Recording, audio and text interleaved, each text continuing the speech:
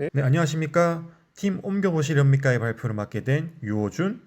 고예빈, 저희 팀은 이번 DAB 경진대회에서 지방인구 감소완화 및 생활인구 증진을 목표로 개인화된 워케이션 환경 춘천 플랫폼을 기획하고 개발하였습니다.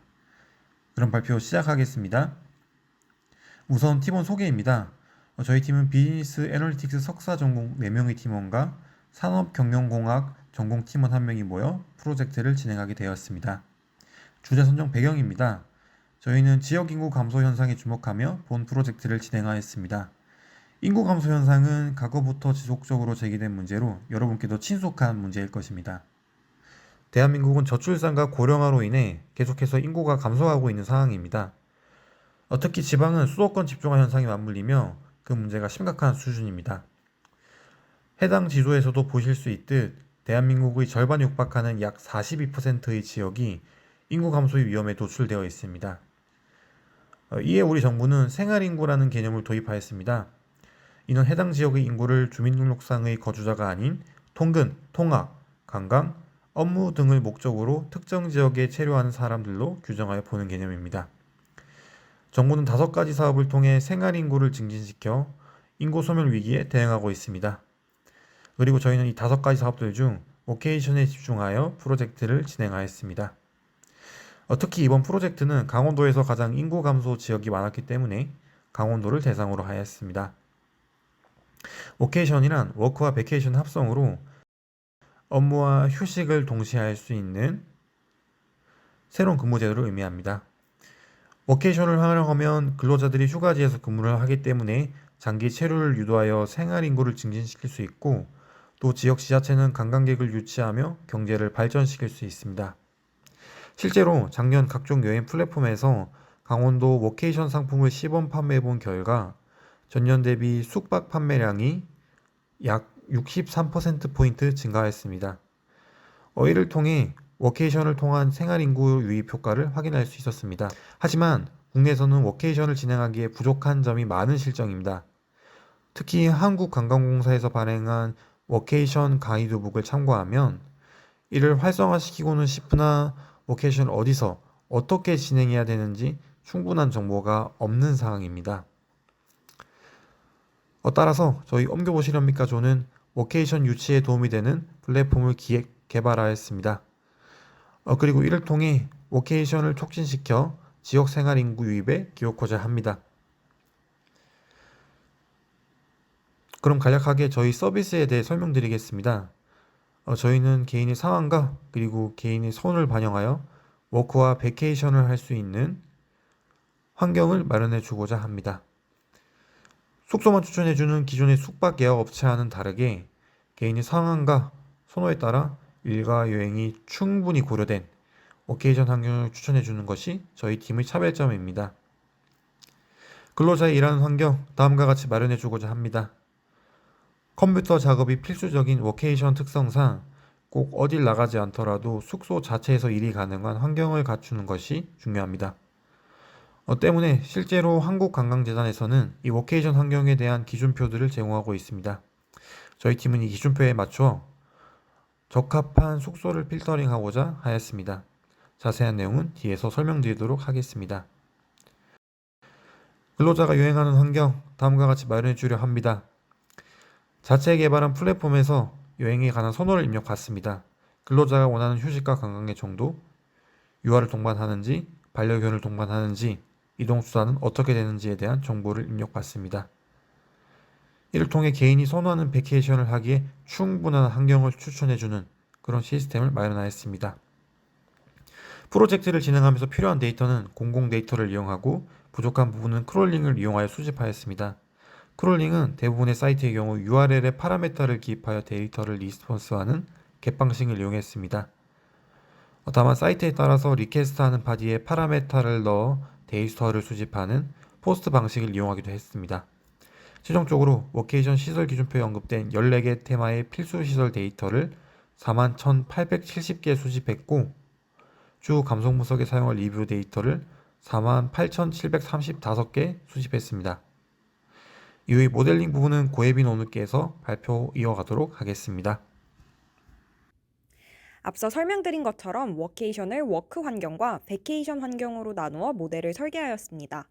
근로자 10명을 대상으로 인터뷰를, 근로자 162명을 대상으로 설문조사를 시행한 결과 워케이션에 갈 수 있는 사람들의 75%는 일반 사무직이었습니다.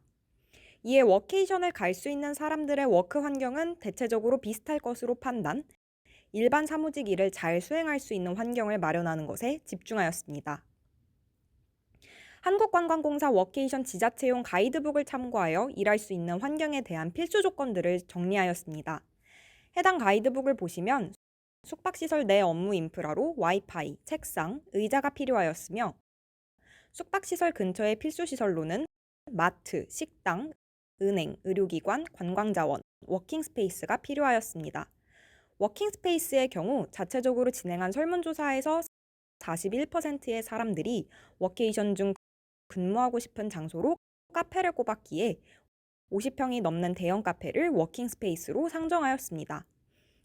이를 토대로 숙박시설 중 와이파이, 책상, 의자가 없는 숙박시설은 제외하였고 숙박시설 근처에 필수시설이 존재하는 숙박시설만 선택하기 위해 다음과 같은 프로세스를 적용하였습니다.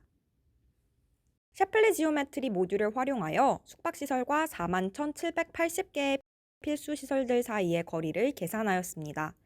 이후 숙박시설들을 중심으로 반지름이 5km인 원을 그려 해당 원 내부에 필수시설이 존재하는지 확인하였습니다.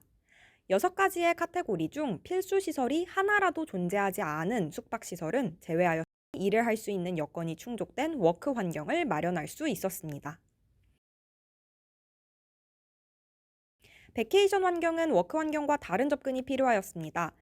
인터뷰 결과 베케이션에 대한 다양한 니즈를 발견할 수 있었기 때문입니다.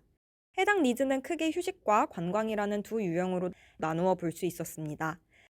이후 설문조사 대상자에게 워케이션 동안 휴식과 관광의 비중을 주관식으로 물어본 결과 85%에 해당하는 사람들이 자신의 선호를 명확하게 작성하였습니다. 이를 통해 워케이션을 가고자 하는 사람들의 니즈는 분명하면서도 다양하다는 결론을 내릴 수 있었습니다. 이를 충족하기 위해 베케이션 환경에 대해서는 개인화가 필요하다고 생각하였습니다. 이에 베케이션 유형을 휴식형, 관광형, 중도형으로 나누어 각각 휴식을 하고 싶어하는 사람, 관광을 하고 싶어하는 사람, 두 가지 모두를 하고 싶어하는 사람으로 나누었습니다. 해당 숙박시설이 푹 쉴 수 있는 휴식에 특화되어 있는지 혹은 중심 관광지의 근처에 있어 관광에 특화되어 있는지를 알기 위해 고객들의 경험을 담은 리뷰 데이터를 활용하였습니다. 약 48,000여 개의 리뷰 데이터 중 10,000개 정도의 리뷰 데이터를 직접 살펴본 후 휴식형에서는 힐링, 조용, 휴식, 편의 등과 같은 키워드를, 관광형에서는 접근성, 맛집, 즐길거리, 관광지 등과 같은 키워드를 뽑아내었습니다. 이후 리뷰에서 해당 키워드가 포함된 문장을 추출하고 추출된 모든 문장들에 대해 딥러닝 기술, LSTM을 기반으로 한 감성 분석을 진행하였습니다. 보시는 것처럼 키워드에 해당하는 리뷰가 긍정인지, 부정인지를 각 문장마다 판단한 후 그 결과를 통해 휴식형 키워드의 긍정적인 숙박시설들과 관광형 키워드의 긍정적인 숙박시설들을 정리할 수 있었습니다. 같은 프로세스를 활용하여 아이 혹은 반려동물과 함께 워케이션을 가고 싶어하는 사람들을 위한 조건도 설계하였습니다. 유아를 동반하고자 하는 사람들은 앞에 셰플리 지오메트리 시설 데이터 모델링을 활용하여 숙박시설 근처에 유아 위탁시설이 있는지 확인한 후 LSTM 모델을 활용하여 유아에 대한 키워드를 중심으로 리뷰 데이터를 분석, 유아에 적합한 숙박시설만을 도출해낼 수 있었습니다. 같은 과정을 반려동물 동반에 대해서도 적용함으로써 베케이션 유형을 더욱 개인화할 수 있었습니다. 앞에서 설명드린 모델링이 적용된 프로토타입입니다. 사용자가 휴식, 관광 니즈에 대한 퍼센테지를 설정한 후 유아, 반려동물을 동반하는지, 이동수단은 무엇인지 체크합니다. 결과 보기 버튼을 누르면 해당 조건을 충족하는 숙박시설 리스트가 나열됩니다. 숙박시설을 결정하면 숙박시설 근처의 편의시설들을 지도에서 확인할 수 있습니다. 마커 위에 커서를 놓으면 보시는 것처럼 해당 시설의 정보를 확인할 수 있습니다. 관광지도 동일하게 정보를 살펴볼 수 있습니다. 이를 통해 사용자는 편하게 워케이션 환경을 추천받을 수 있을 것입니다. 본 프로젝트는 방금 보여드린 서비스를 활용하여 생활 인구를 증진할 수 있을 것이라 생각합니다. 해당 서비스를 기업에게 제공하여 기업들의 워케이션 제도 도입을 독려함으로써 지방 생활 인구 증대를 이끌어낼 것입니다. 실제로 강원도에서 워케이션을 장려하는 특화 상품을 판매하였을 때 숙박 판매량이 63%포인트가 증가하는 큰 효과를 이끌어냈습니다. 때문에 워케이션 제도를 효율적으로 운영할 수 있도록 하는 해당 서비스는 생활 인구를 증진하는 데에 큰 도움이 될 것입니다. 서비스가 실제 비즈니스에 적용될 수 있는지 알아보기 위해 직원 복지 제도에 관심이 있는 중견기업 대표님과 워케이션 장소를 제공하는 스타트업을 운영하고 계신 대표님들과 미팅을 가졌습니다. 서비스를 소개해 드리니 두 기업 모두에서 해당 서비스를 활용할 의향이 있다는 긍정적인 의사를 밝혀주셨습니다. 특히 복지제도에 관심이 있으셨던 대표님께서는 직원들의 복지를 위해 저희의 서비스를 활용하여 워케이션 복지제도의 운영을 간단히 할 수 있을 것 같다는 피드백을 남겨주셔 실제로 해당 서비스가 워케이션 및 생활인구 증진에 도움이 될 수 있다는 결론을 내릴 수 있었습니다. 마지막으로 한계점입니다. 리뷰 데이터를 크롤링을 통해 수집하다 보니 제한된 데이터로 분석을 해야 하는 한계가 있었습니다. 특히 유의미한 리뷰 데이터를 가지고 있는 강원도 숙박시설은 100개였고 필수시설을 충족하는 숙박시설만 남기니 그 개수는 70개였습니다.